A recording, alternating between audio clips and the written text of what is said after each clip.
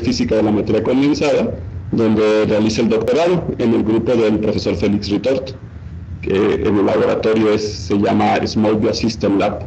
Félix Ritort, solo para hacerle un poco de promoción, que no le hace falta, pero Félix estuvo con Parisi, ¿correcto? Sí, de hecho él hizo el doctorado con Parisi, sí. Sí, Félix Ritort es estudiante de ¿qué es? Leonardo Parisi, no me acuerdo cómo se llama. Sí, ¿Cómo? Leonardo, ¿Perdona? ¿no? No, Leonardo no, Julio diría. Te lo miro porque no me acuerdo.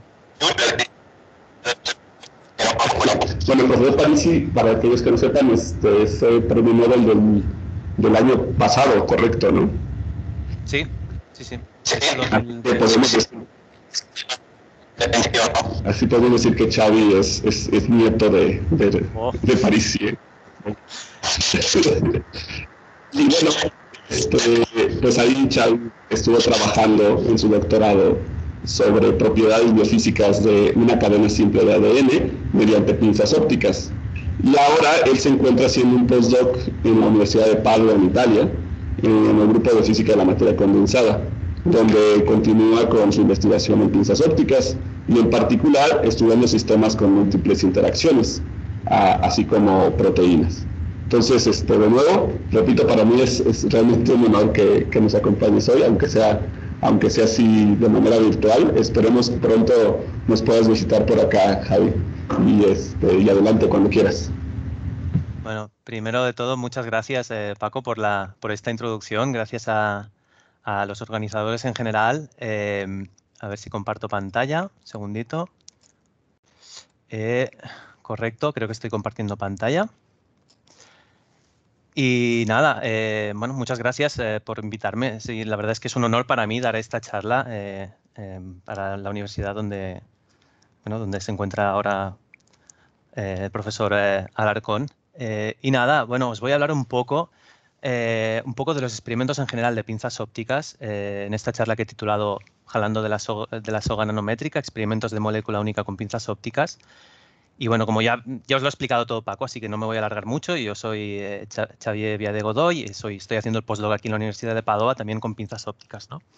Entonces, la idea de la charla que me he planteado yo ha sido hacer un poco, me la he dividido en 4 partes. Las 2 primeras son muy introductorias, son de la descripción básicamente del setup experimental y de los principios físicos que permiten hacer funcionar lo que son las pinzas ópticas. Y la segunda parte, pues ya me he centrado más en resultados, primero, resultados más experimentales de otros grupos y de otros proyectos muy interesantes que se han hecho a lo largo de los años con pinzas ópticas. Y la última parte, como llamamos aquí, pues un poco hablar de mi libro, ¿no? Un poco de lo que he hecho yo, una parte de mi investigación, en concreto de una parte de mi tesis de doctorado, ¿no? Entonces, bueno, empecemos ya pues con la luz y el momento, ¿no? Como todos sabréis ya, ¿no? La luz es una onda electromagnética, una forma de describirla es una onda electromagnética. Esto ya vino descrito por las 20 ecuaciones de Maxwell, que después se redujeron y quedaron en 4, ¿no? Y bueno, no quiero entrar mucho no quiero entrar mucho en detalle de el momento lineal que puede llevar la luz. A partir de las ecuaciones de Maxwell vamos a hacer un salto a la física clásica, que es más intuitiva, que es más sencilla de entender. Y para ello, pues bueno, simplemente vamos a recordar que para hacer una fuerza, como la que queremos hacer con las pinzas ópticas, lo que necesitamos es poder ejercer, primero necesitamos un objeto que lleve un momento lineal, ¿no? Entonces, claro, cuando revisamos la definición de momento lineal, ¿no? De P, que se conoce normalmente, ¿no? Pues si miramos el momento que lleva un fotón, pues como el fotón no tiene masa, pues entonces uno tendría que pensar pues que directamente, pues claro, pues que el momento es 0 y entonces ya está, no podemos hacer fuerza, se ha acabado la charla, muchas gracias, podéis hacer preguntas cuando queráis, etcétera. Pero, como ya sabéis, esto no es así porque si no sería muy corta. Sino que lo que tenemos que revisitar es la definición de momento. Y básicamente si recuperamos la ecuación de la energía de partir de las ecuaciones relativistas de Einstein, ¿no? Porque al fin y al cabo la luz se mueve muy velozmente, ¿no? Entonces hay que usar estas ecuaciones, ¿no? Que es lo que toca. pues tenemos que de esta fórmula de la energía recuperamos, por un lado, la famosa ecuación de la energía es igual a la masa por la velocidad de la luz al cuadrado, por un lado, si la masa está en reposo, y por el otro, para un caso de un objeto sin masa, podemos sacar una expresión de momento que corresponde a la energía de este objeto, de esta partícula, partido por la velocidad de la luz. Todo esto pues, nos permite obtener un valor aproximado, ¿no? Para que nos hagamos una idea de cuáles son las energías típicas que tienen, que puede llevar las fuerzas que puede ejercer la luz, ¿no? Cuando es absorbida por diferentes objetos, ¿no? Entonces, yo me he hecho la pregunta directamente de cuál es la fuerza, ¿no? Que experimenta un cuerpo en la playa a pleno mediodía, ¿no? Hace calor, estás ahí tumbado, tomando el sol, ¿no? Pues cuál es la fuerza que experimentas debido a toda la radiación del sol que te llega y asumimos que la absorbes toda, ¿vale? O sea, como si fueras un cuerpo negro, ¿no? Pues básicamente la luz del sol, pues aproximadamente a la órbita terrestre, la que termina llegando a la Tierra es de aproximadamente un kilovatio. Y si ponemos la famosa constante C, la sustituimos en esta fórmula, ¿no? Nos termina quedando pues, que la potencia 1 kilovatio partido por 3 por 10 a la 8 metros por segundo, pues nos da que esta fuerza ejercida en todo nuestro cuerpo, que es de aproximadamente 1 metro cuadrado, la superficie nos da que es del orden del micronewton. Y eso, para que nos hagamos una idea, pues un insecto como un mosquito que pesa alrededor de 1 miligramo, ¿no? 5 miligramos, pues el peso que tiene que ejercer un mosquito cuando te está picando es aproximadamente un factor 10 más grande que no esta fuerza. Entonces, además, esta fuerza está distribuida en todo nuestro cuerpo, con lo cual todo esto es simplemente para decir que a nuestra escala no notamos absolutamente nada. Pero bien, ¿ahora qué pasa? Ahora vamos a mirar un láser que digamos que tiene una potencia de 1 milivatio, una potencia típica de 1 milivatio, y lo que hacemos es mirar cuál es la fuerza que puede ejercer, asumiendo que otra vez, esto es importante, después lo recuperaremos, que toda esta potencia se absorbe. Y ponemos los numeritos, 1 milivatio, y nos da que esta fuerza es de alrededor de 1 piconewton. Y esto es muy importante, después lo recuperaremos, pero esto es muy importante porque esta es la fuerza, el rango de fuerzas en el que se mueven todas las moléculas. En general, el rango de fuerzas en el que se mueve toda la maquinaria celular es alrededor de los piconewtons. Entonces, ahí hay una primera idea que nos dice, ostras, a lo mejor esta fuerza producida por este cambio de momento de la radiación, de la luz, esto a lo mejor nos puede servir para estudiar algo de esta escala, del piconewton, ¿no? La escala de fuerzas del piconewton, ¿no? 10 a la menos 12 newtons, muy pequeño. Y bien, esto se le ocurrió ya a este hombre, Arthur Ashkin, que fue el ganador del Nobel hace ya 2 años, 3 años, o sea, el 2018, que fue el ganador, así como curiosidad, el premio Nobel de mayor edad al que le otorgaron el Nobel, digamos, y compartió el premio con la que sería la tercera mujer en ganar el Nobel en física. O sea, bueno, bastante distintivo este premio Nobel. Pues él ya se le ocurrió probar a usar esta luz para tratar con sistemas vivos o sobre todo con sistemas muy pequeños. Es decir, él cogió una suspensión de partículas micrométricas y las dejó, digamos, atrapadas en un fluido, y lo que hizo es poner un láser focalizado justo debajo, ¿no? Y entonces estas partículas tenían digamos, una fuerza que tiraba de ellas, que era la fuerza de la gravedad o la fuerza de Arquímedes, dependiendo de cómo lo miramos, pero básicamente lo que conseguía, a partir de esta absorción de la luz, lo que conseguía es que esta partícula quedara suspensa simplemente por esta presión de radiación, ¿no? Y eso fue la primera vez que se consiguió atrapar una partícula usando solo luz. Y esto es el principio del atrapamiento óptico. Sin embargo, hasta ahora os he estado hablando todo de absorción. Hasta ahora hemos estado centrados solo en la luz, el momento que lleva la luz, una vez se absorbe esta luz.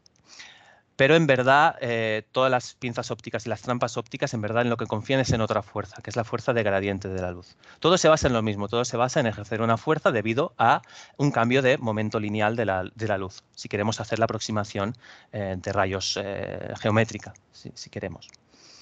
Pero así como la fuerza de scattering siempre va en la dirección de transmisión de la luz, la fuerza de gradiente lo que hace es apuntar hacia otro lado. ¿Vale? Para entenderlo, simplemente nos podemos fijar en este esquema de aquí y lo que vemos que la parte central del haz tiene más intensidad que la parte exterior. Entonces, si la partícula se desplaza un poco hacia la parte menos intensa, si bien los dos haces de luz se desvían igual, el cambio de momento es mayor en el haz que tiene más intensidad, por lo que ya hemos visto antes, de que al fin y al cabo la fuerza también es proporcional a la intensidad. Entonces, como la luz esta se desvía hacia un lado, todo el sistema luz y partícula quieren compensar para conservar el momento angular y el momento lineal, perdón, y lo que hace es empujar la bit hacia el centro digamos, del haz láser. Esto sería simplemente digamos, en este plano en X, ¿no? Pero claro, aquí igualmente tendríamos la fuerza de scattering, la fuerza de dispersión, la absorción y la reflexión de este haz de luz, y lo que haría sería empujarlo a través de la dirección de propagación. Y para evitar esto, simplemente lo que se hace es focalizar este haz láser de forma que nos consigue que las partículas queden atrapadas en los puntos donde la luz se concentra con más intensidad. Vale, así como recordatorio, simplemente os podéis mirar los detalles de la derivación. Esto es una aproximación muy básica con óptica geométrica. Se puede hacer la derivación con μ, o se puede complicar todo lo que queráis, pero simplemente como idea es que se consigue que cuando una partícula tiene un índice de refracción superior al del medio en el que se encuentra, la luz, básicamente la luz lo que actúa es como atrapándola en sus puntos de mayor intensidad. Eso es básico. Entonces, estas partículas lo que conseguimos es atraparlas en el foco de luz de un rayo que tiene un punto focal, básicamente, donde se focaliza en un punto de máxima intensidad, ¿no? Muy bien, pues ya con esto podemos conseguir atrapar una partícula, ¿no? Entonces, para esto ya hemos dicho que solo necesitamos un láser, que sí tiene unos espejos, unas lentes, simplemente un láser que lo que termina es focalizándose en un punto. Entonces, en este punto se consigue atrapar una partícula. Entonces, se hace un seguimiento del movimiento de esta partícula y lo que nos da es una distribución, nos da pues la posición de esta partícula que se mueve alrededor del centro de la trampa, que aquí está situada en el 0, y se mueve alrededor y nos da una señal del ruido. Si queremos un histograma de la distribución de la posición de esta partícula alrededor del 0, pues nos da esta forma gaussiana. Hecho que después, simplemente aplicando el teorema de equipartición, nos permite también encontrar cuál es la rigidez de la trampa. Todo esto es simplemente para decir que la partícula, 1, está atrapada, 2, está en equilibrio, de aquí esta forma, y 3, que nos permite calcular una constante recuperadora como si esto fuera simplemente un muelle. Es decir, tú tienes una partícula atrapada, enganchada en un muelle al centro de una trampa, que es el centro de la trampa óptica. Y de ahí podemos sacar valores típicos de distancias de movimiento de la partícula alrededor de la trampa o también de energía típica de confinamiento de esta partícula. Aquí recuperamos un poco el discurso de antes, ¿no? Antes estábamos diciendo que las fuerzas típicas en las que estaremos jugando hoy serán de alrededor de los piconewton, ¿no? Pues aquí también tenemos ya un valor aproximado de más o menos las longitudes de la escala de longitud en la que estaremos hablando, que serán del orden de los nanómetros más o menos, y las energías que siempre estaremos alrededor de la energía del baño térmico. Estaremos siempre alrededor de este KBT, que es este 4.1 piconewton nanómetro. Y basta, de aquí nos sacamos simplemente esta idea de que el ruido nos condiciona mucho en las medidas porque serán medidas muy ruidosas y lo veremos después. Ok. Primero os he explicado que hemos hecho un poco de números simplemente con la fuerza de scattering. Después os he dicho que para atrapar la partícula, en verdad, lo que es más importante es la fuerza de gradiente. Pero en verdad, con un solo láser conseguimos atrapar una partícula. A pesar del scattering, a pesar de tener que compensar esa fuerza de dispersión focalizando mucho el haz láser, ¿no? Pues bien, una cosa que uno podría pensar es, ostras, ¿para qué pelearme con hacer un gradiente, una fuerza de gradiente muy fuerte, cuando simplemente lo que puedo es crearme una fuerza de scattering del otro lado? Es decir, yo puedo coger el mismo setup idéntico, invertirlo y juntarlo de forma que tenga básicamente un láser que me empuje hacia un lado la partícula con el scattering y el otro que me lo empuje hacia el otro, con direcciones de propagación directamente opuestas. Esto lo que va a hacer simplemente va a cancelarme estas fuerzas de scattering y de forma que visualmente lo que vamos a tener es el concepto de pinzas ópticas. Porque hasta ahora todo lo que hemos estado hablando es de atrapamiento óptico, que es como si fuera una trampa óptica, y ahora cuando ya tenemos dos láseres contrapropagándose, lo que tenemos es que estas fuerzas de scattering se cancelan, si es todo perfectamente simétrico, y lo que tenemos es que estamos cogiendo el objeto como si fueran unas pinzas ópticas, y de aquí el nombre. Y ahora me voy a poner un poco más técnico, intentaré no aburriros mucho, pero básicamente el setup con el que yo he trabajado durante mi tesis y ahora aún estoy trabajando, os lo explicaré un poquito para que veáis un setup de los tantísimos posibles que se pueden llegar a hacer de pinzas ópticas, ¿de acuerdo? Entonces, este setup es el que os muestro aquí en la foto, que es simplemente todo este circuito óptico que está aquí está metido y comprimido para conseguir que el camino óptico sea muy pequeño, de forma que nos ahorremos problemas con el drift. Son problemas experimentales que suceden. Esto se queda colgado y aislado para aislar el sistema del ruido. De aquí esta caja de madera y aislada para no tener ruido dentro de las pinzas ópticas. Y lo que se monta es este sistema de dos láseres contrapropagantes que básicamente lo que nos permite, ahora os explicaré un poco por qué, pero lo que nos permite es medir directamente la fuerza, es decir, sin hacer tracking de la partícula, sin calibrar la rigidez de la trampa, podemos medir directamente la deflexión de la luz y con lo cual podemos medir directamente la fuerza y también podemos medir directamente la posición de la trampa, ¿vale? ¿Y esto cómo lo hacemos? Como son dos láseres contrapropagantes y el circuito simétrico, nos podemos fijar, por ejemplo, en uno de los dos láseres, en el láser A. El láser A lo que tiene es, sale con una fibra óptica que tiene la punta, digamos, recortada y en la que está enganchada un motor piezoeléctrico que lo que hace es mover la punta de esta salida del láser, lo que nos permite mover directamente la salida del láser. Y de esta salida del láser lo que hacemos es nos desviamos una pequeña parte de la luz directamente a un detector. Este detector lo que nos va a dar es la posición del láser, de la trampa óptica de este láser. ¿De acuerdo? Por el otro lado, lo que tenemos es que habrá la mayor parte de la luz que será la que entrará a los objetivos. Y toda esta luz, lo que tiene en particular es que, aparte que viene colimada, está en lo que llamamos underfilling conditions. Eso significa que toda la pupila de entrada del objetivo no está llenada.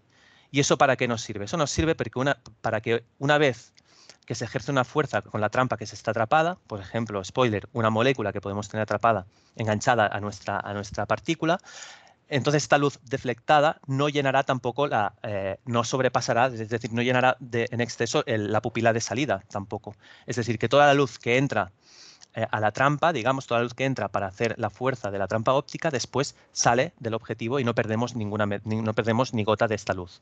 Eso lo que después nos permite es que como recogemos toda la luz de salida después de la trampa, nos permite llevarlo todo esto a un detector de posición de este haz que nos permite, una vez calibrado este detector con las fuerzas mediante un test de Stokes, por ejemplo, nos permite medir directamente la fuerza, tanto en X como en Y como en Z. No voy a entrar en detalles, pero simplemente es eso, medida directa de la fuerza. Y todo esto es lo que está montado en este setup tan complicado. Los dos láseres, en todo caso, idénticos, ¿vale? La cosa interesante es que tenemos esta precisión del orden de la décima del piconewton y una precisión de la trampa del orden del nanómetro. Hasta ahora os he explicado que podemos atrapar partículas. Podemos atrapar pelotas muy pequeñas del orden del micrómetro, pero no os he explicado esto cómo después lo vamos a usar para hacer experimentos, ¿no? Entonces, ¿cómo hacemos experimentos? No entraré, después os explicaré cómo son las moléculas o cómo se preparan las moléculas para poder engancharlas a estas partículas. Simplemente os tenéis que quedar que nosotros lo que tenemos son dos tipos de partículas diferentes. Unas que están recubiertas con una sustancia y otra con otra sustancia, una con un anticuerpo y otra con otro anticuerpo, ¿vale? La gracia es que nosotros podemos preparar nuestras moléculas, nuestra cuerda, que es la que después vamos a estirar, esta soga que después vamos a estirar, le podemos poner en el principio de esta molécula le podemos poner un tipo de pegamento que solo se pegará a un tipo de partícula y en el otro pegamento que solo se va a pegar en otro tipo de partícula. En un lado le podemos poner streptavidina que se pegará a la biotina y en el otro le podemos poner antidioxigenina que se pegará a la digoxigenina, ¿vale? Esto es como se hace. A nivel de setup, lo que hacemos es tenemos 3 canales diferentes y lo que hacemos es fluir un tipo de partículas por el canal inferior y el otro tipo por el canal superior, perdón. En una de estas partículas ya dejamos nuestra molécula de interés enganchada y lo que hacemos después es mover toda la cámara, porque la cámara donde se hacen los experimentos está enganchada en un motor que se puede mover, de forma que podemos ir a pescar una de estas dos partículas. Entonces lo que hacemos, la llevamos en la zona de los experimentos y la dejamos pegadas a una micropipeta. Esta micropipeta es como si fuera una aguja, pero con el tamaño de la punta de solo un micrómetro. Y lo que podemos hacer es acercar esta pelota, esta partícula muy cerca de esta punta y luego por succión la mantenemos atrapada. Después procedemos a ir al otro canal, atrapamos el otro tipo de bits y lo que hacemos después es las acercamos y esperamos que nuestra molécula se enganche una con otra. Básicamente es esto, lo que hacemos es crear estos enlaces específicos con cada tipo de molécula y después lo que hacemos es mover una de estas 2 bits mientras que la otra se queda pegada a la micropipeta. ¿De acuerdo? Aquí lo que simplemente los quería comentar que hay otros setups. Aquí os he contado uno muy concreto, que es este setup con una partícula atrapada en la trampa y otra partícula atrapada en la micropipeta. Hay muchos setups diferentes, como es el caso de este, que básicamente lo que tenemos son 2 trampas ópticas diferentes y cada una atrapa una partícula diferente y con la molécula de interés entre medio. ¿Ok? Simplemente hay muchos más tipos, os he contado uno, ¿de acuerdo? Muy bien, hasta ahora ya tenemos esto. Tenemos partículas que las podemos atrapar, las podemos mover, pero la pregunta es, ¿y ahora la soga, la cuerda que nosotros queremos usar para estirar, qué? ¿Es una cuerda o qué es? Es decir, ¿qué es esta cuerda que queremos estudiar? Pues en general lo que vamos a estudiar son biomoléculas. En la charla me voy a centrar en 3 tipos de biomoléculas, que son las que se usan normalmente, que son por un lado el ADN, el ARN y la proteína. Aquí ya de mano pido perdón a toda la audiencia que sepa un poco de biología, porque simplemente voy a hacer un overview muy general, sin entrar en detalles de nada, sobre lo que es el paradigma clásico de la biología molecular. ¿Qué es lo que dice este paradigma? Hay una cadena, que es el ADN, que es la que está aquí dibujada, que tiene un seguido de letras, tiene un seguido de nucleótidos, que básicamente contienen la información genética. Esta cadena es la que después se tiene que replicar cuando se quiere crear un organismo nuevo, y esta cadena en general lo que está es bien guardadita debido a interacciones entre estas bases una con otra que se apilan y además se aparean una con otras a nivel de secuencia específica, con los llamados enlazos de Watson y Crick, forman esta estructura de doble hélice.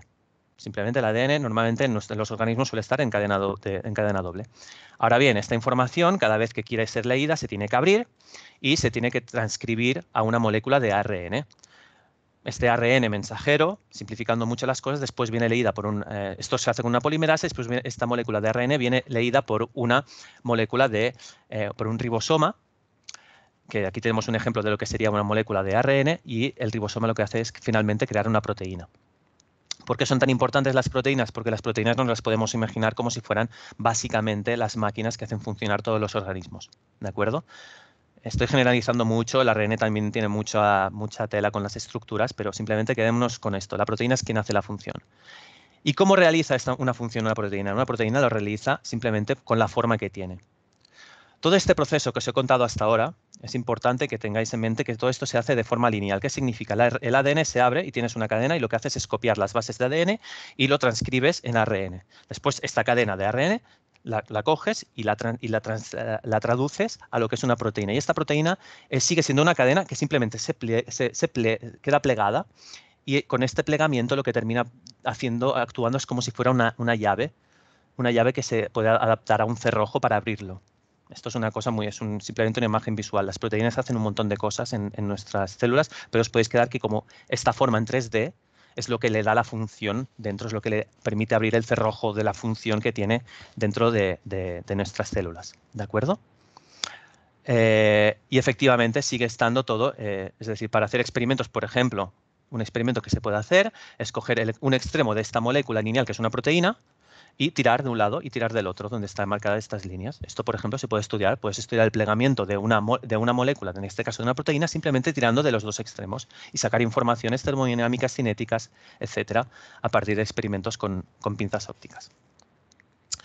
Esto es un disclaimer, os hago un disclaimer. Lo que os he explicado es mucho más complicado, es muy sencillo en comparación de lo que es en realidad todo el seguido de reacciones que sucede a nivel molecular dentro de una célula. ¿Okay? Lo podéis tomar como la aproximación de un físico a un zoológico de animales, la aproximación de la vaca esférica a un zoológico de animales, que sería todo esto lo que puede pasar. El ADN puede ser transcrito a partir del ARN, puede haber translación directa, las proteínas tienen modificaciones posttransduccionales, etcétera, etcétera. Las proteínas incluso pueden consistir de varias proteínas a la vez, creando estas cosas que se llaman complejos. Simplemente quedaros con que en general las moléculas a nivel biológico son cadenas y ya está, y que todo es mucho más complejo en realidad. ¿De acuerdo? Y ya para cerrar un poco la introducción, aquí os quiero discutir un poco por qué esto de hacer experimento con una molécula única, ¿no? Porque en el título teníamos jalando de la soga nanométrica, ya hemos hablado de que estamos estirando cosas, la soga ya la hemos caracterizado que son moléculas, las pinzas ópticas las hemos descrito, pero lo que aún no se ha descrito es por qué molécula única, ¿no? Pues bien, en general, la mayor parte de experimentos consisten en meter un seguido de reactivos en una olla que tiene un montón de partículas, un montón de moléculas. En este caso, la olla es un Eppendorf, donde tiene del orden del número de Avogadro moléculas. ¿De acuerdo? Sea cual sea la reacción que estemos mirando, aquí os he puesto el ejemplo de una helicasa que abre el ADN en cadena doble, pero sea cual sea la reacción, lo que vamos a ver al final cuando hacemos un experimento de bulto, de bulk, lo que vemos es un promedio estadístico de un montón de trayectorias. ¿Vale? Lo que vemos, en cambio, cuando hacemos experimentos con una sola molécula, si lo cogemos por los extremos de una molécula y vemos cómo la helicasa nos abre una molécula de ADN, por ejemplo, lo que vemos son los pasos individuales que hace cada molécula. Lo que vemos es que cada una de estas trayectorias es diferente una de la otra. Evidentemente, si hacemos el promedio de todas ellas, podemos recuperar la medida de bulk, podemos sacar el valor estadístico de la velocidad media, por ejemplo, de la helicasa. Pero aparte tenemos los pasos individuales que hace la molécula. Podemos sacar, por ejemplo, una correspondencia entre cuando hace una pausa y un cambio de configuración de esta molécula. Podemos sacar cuál es el paso típico. ¿Abre de base pair en base pair o abre 5 base pairs a la vez? Es decir, el ir de un lado de bulk a single molecule no se puede hacer, pero ir de single molecule a bulk sí. Además nos aporta un montón más de información porque también nos permite detectar intermedios que no serían detectables porque quedarían enmascarados por el señal estadístico, por el montón de moléculas que estamos intentando estudiar, o incluso eventos raros que pueden incluso tener algún tipo de relación con enfermedades incluso.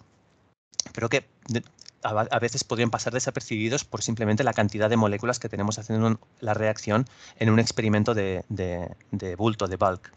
Y finalmente, pues otra razón, ¿no? Que es por la física, ¿no? Aquí esto ya no es tanto de molécula única, bueno, también, pero simplemente que a lo mejor lo que nos interesa es ver pues, cosas físicas de las moléculas. Aquí os he puesto un ejemplo de un experimento, en este caso de pinzas magnéticas, pero donde cogen una molécula del ADN y la estiran.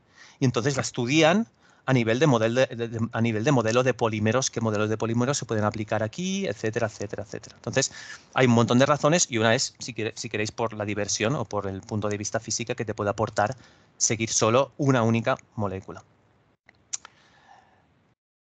Y aquí ya saltamos un poco haré un review muy rápido y muy por encima de varios experimentos que pueden parecer emocionantes y que pueden parecer estimulantes a nivel intelectual. Empezando por uno que ya os he explicado un poco, os he hecho un poco de spoiler en la sección de antes, ¿no? Que es estirar de una molécula de cadena doble de ADN. El ADN ya os he dicho que en la naturaleza la mayor parte de veces se encuentra en cadena doble, no solo, pero la mayor parte sí. Entonces lo que podemos hacer es estirar, como esta foto tan antigua, esta cadena doble del ADN de un extremo, la cogemos a una partícula y la estiramos con la trampa óptica y la otra simplemente la dejamos enganchada, la dejamos agarrada a nuestra micropipeta y estiramos y nos preguntamos, ¿qué vemos? Pues mira, pues en este caso lo que se ve es el plot de aquí, es el gráfico de aquí de la derecha, pero simplemente me gustaba porque me parece un poco interesante, ¿no? Cuando tocamos un poco de biología. Aquí lo que se está estirando es un ADN que precisamente es de un virus, que es un bacteriófago, que es el lambda phage, que básicamente es un virus que se dedica a atacar bacterias. Si no recuerdo mal, son las Escherichia coli, si no recuerdo mal. Y su ADN es una cadena doble de 48.000 pares de bases. ¿Vale? Pues, ¿qué pasa cuando cogemos estos 48.000 pares de bases, que son los que constituyen el genoma de este virus, o si quieres, el material genético de este virus, y los tiramos? Pues se ve esto que hay aquí al lado, ¿no? Si nos fijamos, por ejemplo, en el color negro, lo que se ve es que para estirar los 15 primeros nanómetros la fuerza es casi cero. ¿Y eso cómo se entiende? Pues porque al final lo que forma la cadena de ADN es como un ovillo de lana, ¿no? Y tú lo que estás es desenredándolo un poco, ¿no? Lo estás estirando y estás en un régimen entrópico, casi no te cuesta estirarlo. Mientras que después de golpe empiezas a estirar lo que sería la cadena doble. Y finalmente, de forma interesante, lo que puedes llegar es a un punto donde la estructura esta de cadena doble de doble hélice, la rompes y empiezas a estirarla de forma que deja de ser una hélice, ¿no? Como una espiral, y se convierte directamente en un hilo largo, y es lo que estás experimentando aquí en estos puntos alrededor de unos 70 piconewtons. ¿Vale? Esto es un primer experimento que se puede hacer. Con estos experimentos, desde el punto de vista de física, tienes para jugar todo lo que quieras. En esta primera parte de experimentos os he puesto un par de ejemplos donde lo que estamos haciendo es usar los experimentos para sacar información o un juego, dar un poco de un approach más físico a cosas biológicas. Es lo que estamos haciendo aquí.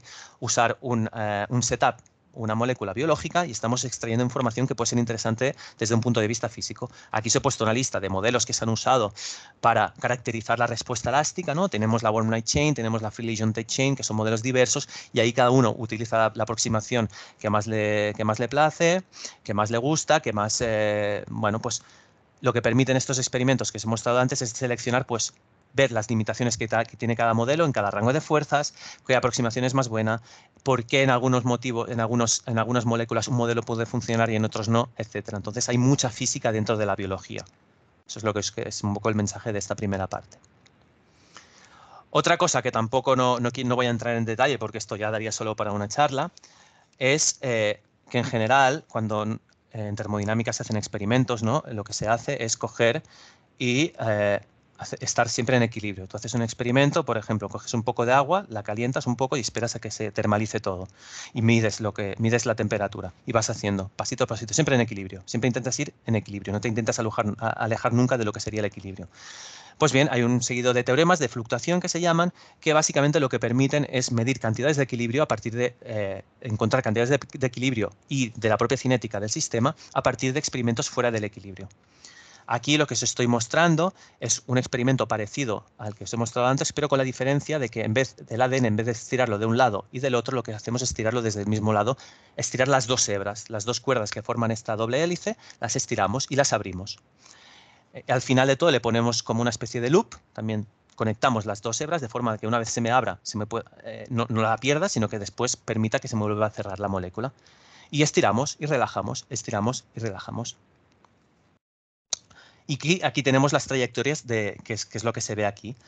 En rojo tenemos trayectorias donde lo que estamos haciendo aquí siempre es empezar en la molécula cerrada, aquí siempre estamos cerrados, y a fuerzas altas siempre estamos con la molécula abierta. ¿Vale? Entonces empezamos con la molécula cerrada y empezamos a subir la fuerza hasta que llega un punto que la molécula no aguanta más y se abre. Y esto se refleja como una caída en la fuerza. ¿Vale? Entonces aquí ya está otra vez la molécula abierta. Y entonces podemos ir para atrás, porque la molécula se ha abierto, pero tenemos esta cuerda que conecta las dos hebras, de forma que permitimos que cuando bajemos la fuerza, la molécula se vuelva a cerrar. Y esto lo podemos hacer 1.000.000 de veces. Y nos podemos hacer después calcular la integral de debajo de esta área, que tenemos por un lado fuerza y por otro lado tenemos extensión o distancia, y esta área directamente nos da un trabajo. Y nos hacemos un plot de los histogramas de los trabajos para los ciclos de unfolding y para los ciclos de refolding, y justamente lo que nos dice este teorema de fluctuación, en concreto el de Crookes, nos dice que el punto de cruce de estos histogramas nos dan la energía libre de formación de esta molécula. Con lo cual, de experimentos fuera del equilibrio nos hemos podido sacar una cantidad de equilibrio y muchas cosas más también. Otra cosa que simplemente me gustaría hacer un inciso muy breve es que si os fijáis en estos histogramas hay puntos en el unfolding que disipan menos trabajo que los de refolding. Esto, simplemente os vendo el titular y después si me queréis ya me preguntaréis, esto estaría relacionado con lo que parecería ser una violación del segundo principio de la termodinámica, que no lo es por un tema de dimensión del sistema.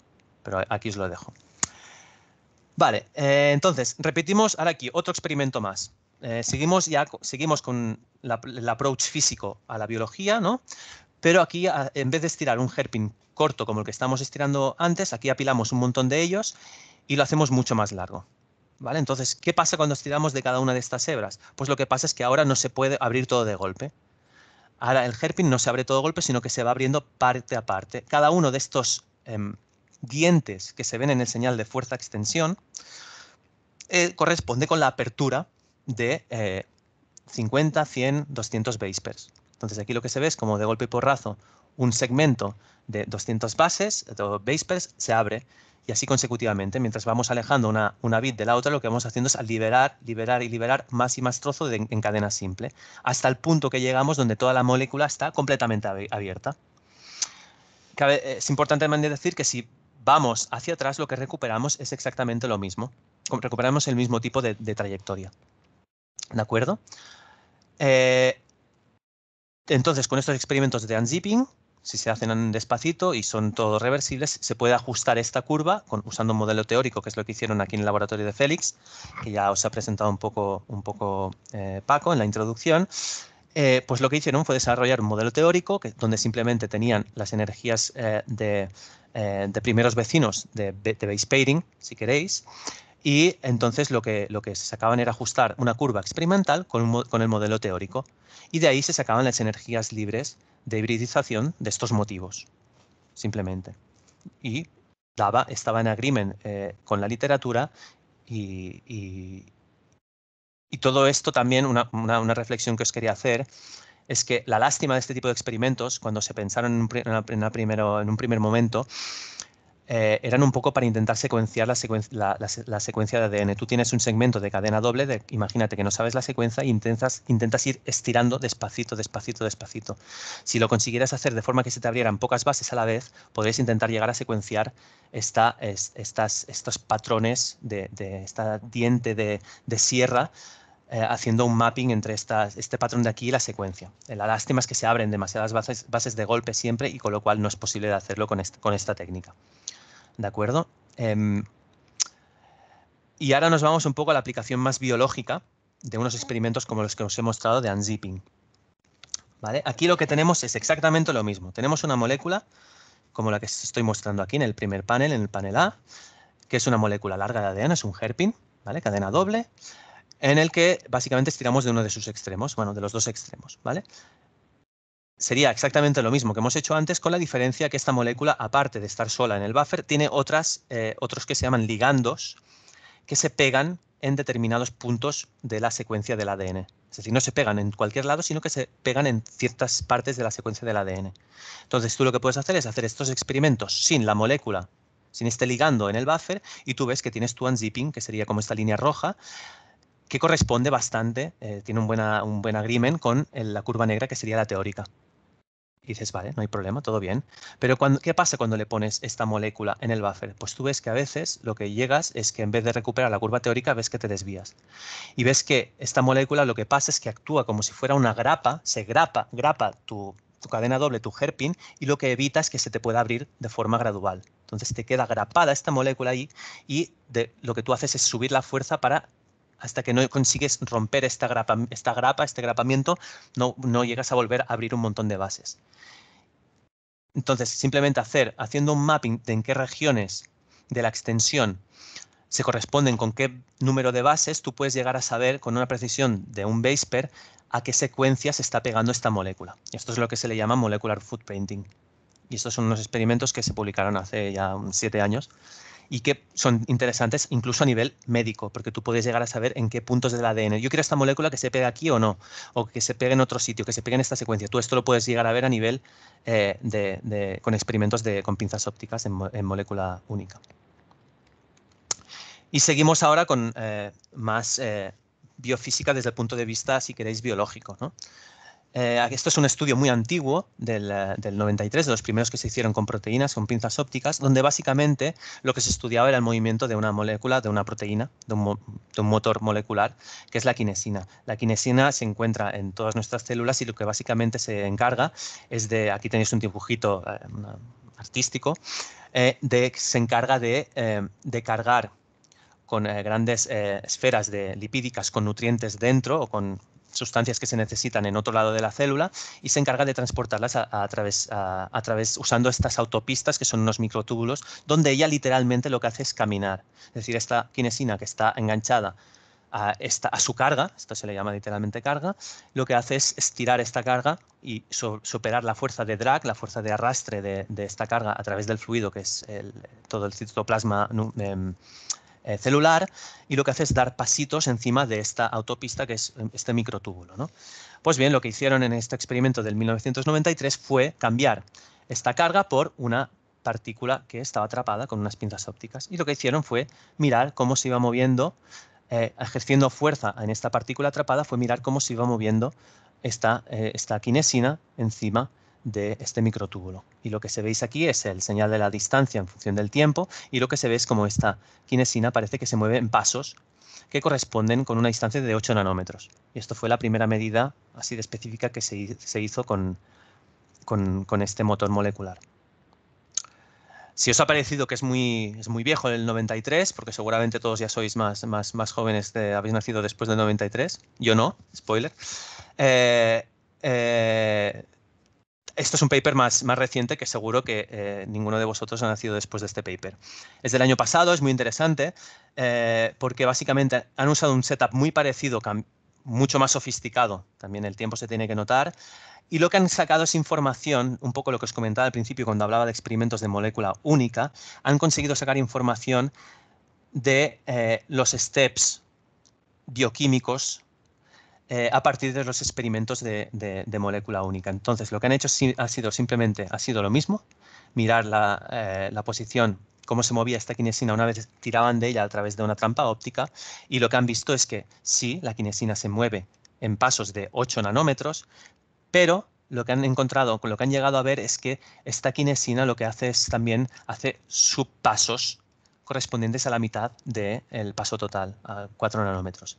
Y esto ya había teorías, había indicaciones a partir de otros métodos que iban en esta dirección y otra a través también de métodos computacionales, y esto ha sido la comprobación experimental usando experimentos de optical tweezers. Más cosas. Ok, os he comentado antes, ¿no?, el paradigma clásico de la biología molecular, ¿no?, que hay básicamente dos steps, ¿no?, donde cambias un tipo de molécula por otro. Primero ADN por ARN y después ARN por proteína, ¿no? Pues ahora nos vamos a fijar en el paso de convertir ARN en proteína, que es la traducción que se dice. Simplemente hay que tener en cuenta que para este paso hay un complejo macromolecular, que es el ribosoma, que es una molécula, bueno, es un complejo muy grande en nuestras células, que básicamente lo que hace es leer las bases del ARN de 3 en 3, 3 nucleótidos, los lee de 3 en 3, y lo que hace es, para cada 3 nucleótidos, lo que hace es pega un aminoácido en la proteína, ¿vale? O sea, uno se espera que esta máquina, que este ribosoma, lo que haga sea leer de 3 en 3, porque tiene que leer un codón, que son estos 3 nucleótidos a la vez, ¿no? Y estos experimentos del 2008 pues demostraron efectivamente que lo hacía así.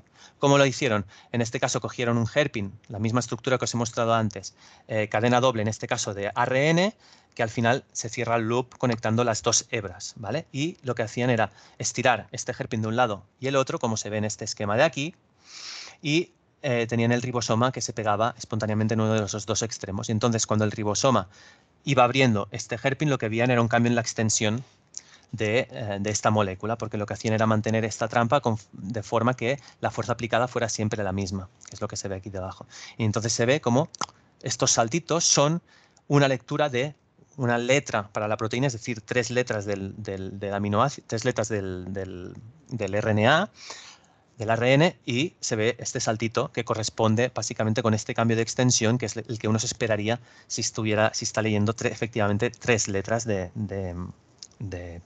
ARN a la vez. Y bueno, veo que ya llevamos más de 40 minutos. Os haré una breve explicación, intentaré ir rápido sin enrollarme mucho, de uno de los trabajos que he hecho yo durante mi tesis, ¿de acuerdo? Entonces, mi tesis, como ha dicho muy bien Paco, se ha centrado en caracterizar la biofísica alrededor de la cadena simple del ADN. Os he hablado mucho de los hairpins, pero básicamente el ADN también se encuentra en forma de cadena simple. Por ejemplo, dentro de algunos virus, el virus lo empaca todo en cadena simple, ¿no? Y en concreto os hablaré de una publicación que sacamos este verano pasado, donde estudiábamos las interacciones, digamos el folding que sucede para la cadena simple de ADN. Este es el artículo y básicamente lo que hacíamos era usar el mismo setup que os he explicado antes de un hairpin, donde lo que hacemos es lo abrimos completamente, vamos estirando y lo que hacemos es, en vez de volver y recuperar la misma curva, lo que hacemos es, tenemos en el buffer una molécula que se pega en el loop de este hairpin y lo que hace es que, como está ahí pegada, evita que las dos hebras complementarias, como están muy lejos por entrópico, es una barrera que se llama entrópica, se encuentren, evita que se encuentren en el espacio de las tres dimensiones. ¿Se podrían volver a cerrar? Sí, se pueden volver a cerrar, pero es tan improbable que se encuentren que no se vuelve a formar, con lo cual lo que te queda es una cadena simple de ADN. Y tú lo que puedes ver es que esta cadena, esta respuesta elástica, que sería esta curva negra, esta curva gris, se aleja bastante de lo que uno se esperaría si esto fuera un modelo del polímero ideal, como el que os he explicado un poco antes. Esto ya se sabía, esta desviación respecto a modelos elásticos de otros artículos, pero nosotros lo que hemos hecho ha sido estudiarlo para diferentes longitudes y para diferentes concentraciones de sal. Y para ello lo que hemos hecho es un modelito muy sencillo, donde el mensaje de todo este modelo simplemente os tenéis que llevar que hay dos tipos de bases, donde decimos unas bases que las llamamos compact, que corresponden a bases que están como plegadas, por eso les llamamos compact, y bases que están libres, que estas se comportan como una cadena ideal de ADN. Estas bases compact se pegan porque hay una cierta energía que le llamamos epsilon, que favorece que se puedan pegar unas con otras. Por el otro lado, además, también añadimos una energía que le llamamos cooperativa, que es simplemente tiene que ver con mirar el estado de tu vecino. Lo que haces es miras en qué estado está tu vecino. Si está en el mismo estado que tú, pues sois amigos, y entonces eso favorece, digamos, te da una recompensa en la energía, mientras que si estáis en estados opuestos, pues no os lleváis bien porque sois como de bandas diversas y entonces pues nos gustáis y entonces hay una penalización de la energía en este caso. Entonces, este modelo simplemente lo que tenemos son dos parámetros, esta energía de formación de estos dominios compactos y este parámetro, digamos, de interacción a primeros vecinos, que le llamamos gamma, ¿vale? Y con estos dos modelos lo que conseguimos será reproducir todos estos experimentos que os he dicho.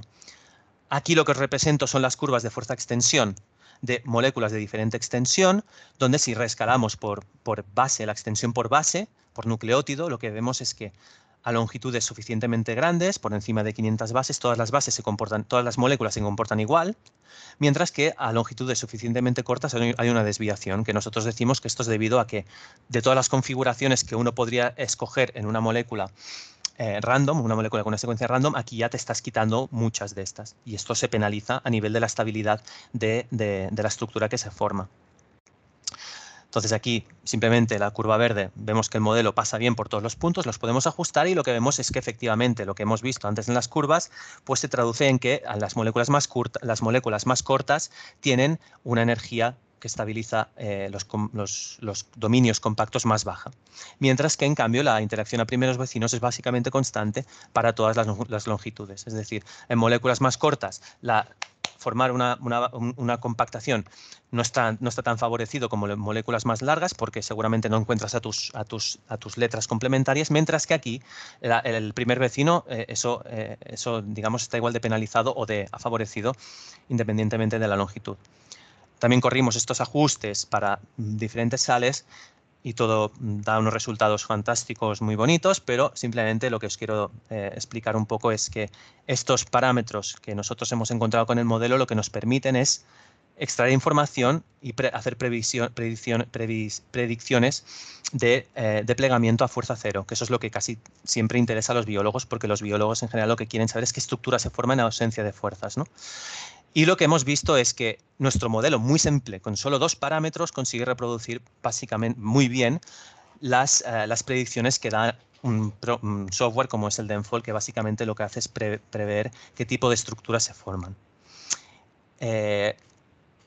Como mensaje es esto, que lo consigue reproducir muy bien, solo lo único en que no lo reproduce, y es normal, es que para las moléculas más largas, este modelo, el Denfol, lo que hace es prever que se formen dominios mucho más grandes, se formen pelotas mucho más grandes, porque él sí que tiene en cuenta la secuencia y nosotros miramos un modelo como si digamos promedio y entonces nuestro modelo no prevé que se puedan formar estos dominios tan grandes, ¿no? Pero esto es una de las cosas que nos gustaría en algún momento implementar también para poder explicar temas de folding más biológicos, como sería en el caso del ARN y de las proteínas, y también de intentar añadir un poco de secuencia de error, digamos, de desorden en la secuencia mientras intentamos mantener un modelo simple. Y simplemente, bueno, que este modelo sencillito reproduce muy bien las curvas y que es muy importante esta cooperatividad, esta gamma, esta interacción a primeros vecinos, que sin ello no podríamos explicar la fenomenología que nos encontramos en las curvas de fuerza-extensión. Y creo que lo dejo aquí, no me enrollo más. Si tenéis cualquier duda, adelante, aquí estoy. Sé que he ido un poco rápido, entonces también quería explicaros un poco de pinceladas de todo, y entonces si hay dudas de alguna cosa en concreto, aquí puedo desarrollarme un poco más. Gracias por vuestra atención. Vale, muchas gracias.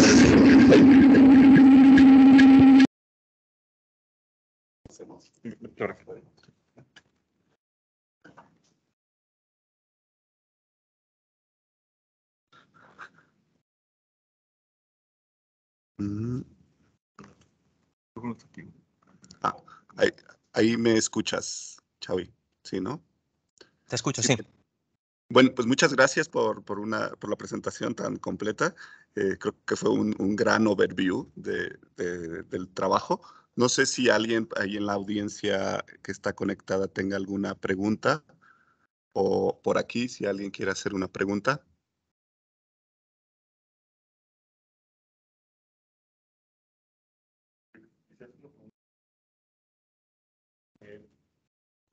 Por ejemplo,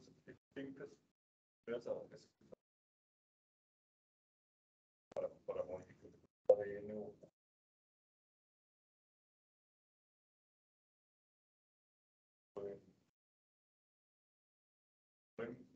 o un método así, pero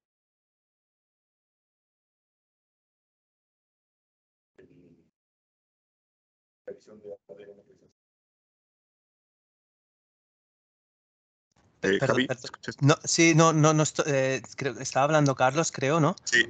No lo he escuchado bien, no Dice que... he entendido. Sí, dime. Adelante. La pregunta es si esta técnica se puede utilizar en la crisis para hacer una manipulación de las moléculas de ADN o ARN. O sea, que usa sistemas bastante sofisticados, cómo se pueden desdoblar o cómo se pueden quizá posicionar más precisamente las moléculas. Es decir, la pregunta, a ver si la he entendido bien, la pregunta es si esta técnica se puede usar para estudiar se dice la reproducción, la división celular. No he entendido la pregunta. No, la técnica que usa un poco para cortar el ADN, para hacer manipulación genética, algo así. El Sí, el método CRISPR. CRISP. CRISPR-Cas. Sí, yo creo, sí. De hecho, no lo he mirado, pero estoy seguro que habrá algún artículo. Perdonad que estoy aún compartiendo pantalla. Vale.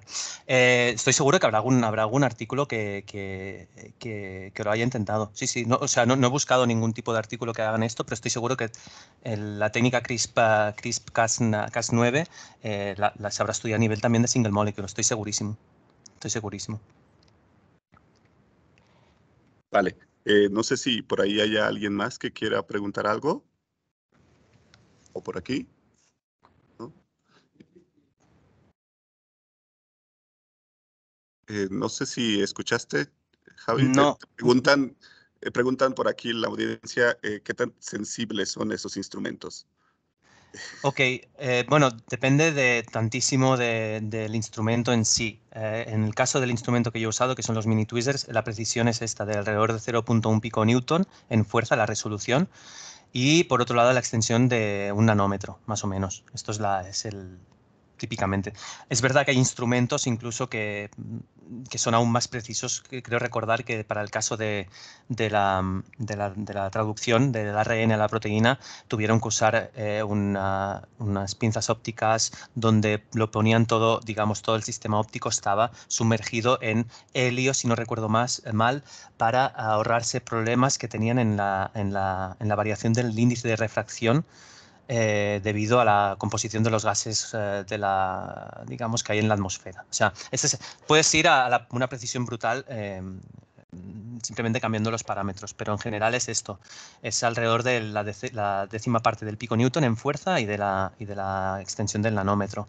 Esto en energía se traduce que el error que puedes estar cometiendo depende también del tipo de análisis que hagas, pero que estás alrededor de 5 veces kBt. O sea, estás alrededor de 20 piconewton nanómetro. Más que por el error del instrumento, por la variabilidad entre una molécula y la otra. Sí. No sé si esto ha respondido a la pregunta.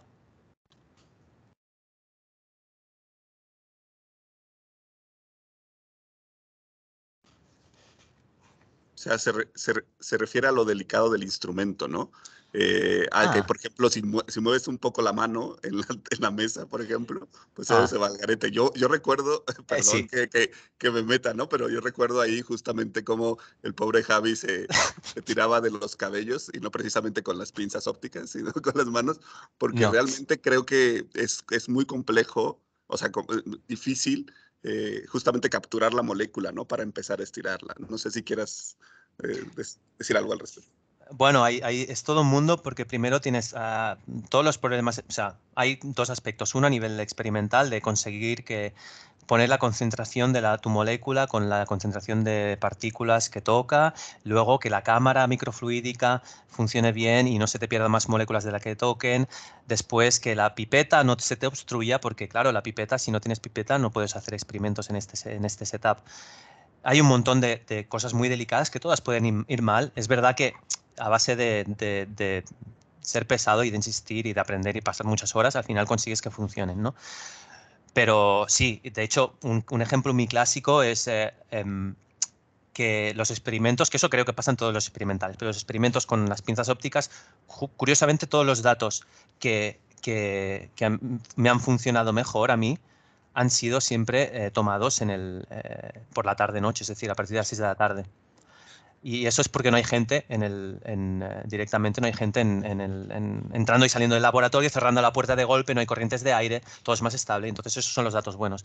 Y de hecho, he llegado a ver de que se me ha roto una molécula simplemente con un portazo. O sea, este es el nivel de delicadez. No sé si del golpe de viento, no lo sé, pero este es lo delicado que puede llegar a ser. Sí, esto creo que contesta a la pregunta del compañero. No sé si alguien más tenga otra pregunta, otro comentario. Parece que aquí por el chat tampoco. Yo quería hacer una pregunta, Javi, del PRX que mostraste de tus resultados. Sí. Entiendo que hiciste un estudio sistemático en términos de la concentración de sal. Sí. Entonces, desde el punto de vista, digamos, químico en bulk, ¿no? Cuando tienes una suspensión, o incluso hay simulaciones donde se hace con una sola molécula de polímero cargado, ¿no? Entiéndase que el ADN es en esencia un polímero cargado, ¿no?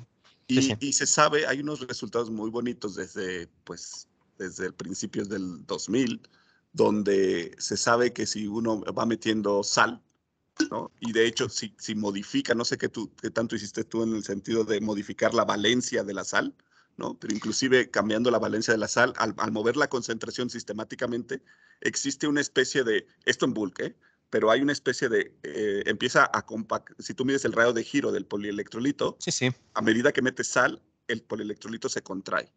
Pero lo más curioso es que llegas a un threshold de concentración que luego, si sigues aumentando, se reexpande el polielectrolito. Entonces, no sé si esto afecte a la hora de coger el ADN, ¿no? Me suena de haberlo leído en algún momento hace ya bastante tiempo. Lo que no recuerdo es qué concentración es esto. Supongo que dependerá del polímero y de la carga que tenga. A mí me suena de haber visto alguna cosa, y te diría que el rango de concentraciones a la que se tiene que llegar para que esto pase, creo que está por encima del rango que nosotros hemos usado. Es decir, en los experimentos que hemos analizado en este trabajo, hemos estado siempre entre hasta 10 milimolar de magnesio, que es un ion divalente, y bueno, aquí hemos hasta comprobado la equivalencia a 1,100 entre 10 milimolar de magnesio y de 1 molar de sodio, y en el caso de sodio hemos estado hasta 1 molar de sodio. Entonces, claro, está el tema de las estructuras que se forman, que se estabilizan.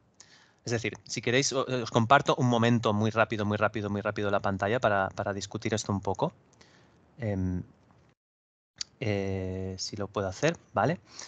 Es decir, el resultado simplemente esto es lo que os quería decir. Es decir, lo que se ve es que a mayor sal, lo que tú tienes es que la molécula es más compacta. Si tú te fijas a una misma fuerza, por ejemplo, 5 piconewtons, la molécula es más corta cuanto mayor es la sal. La sal va como de menor a mayor a derecha, ¿no?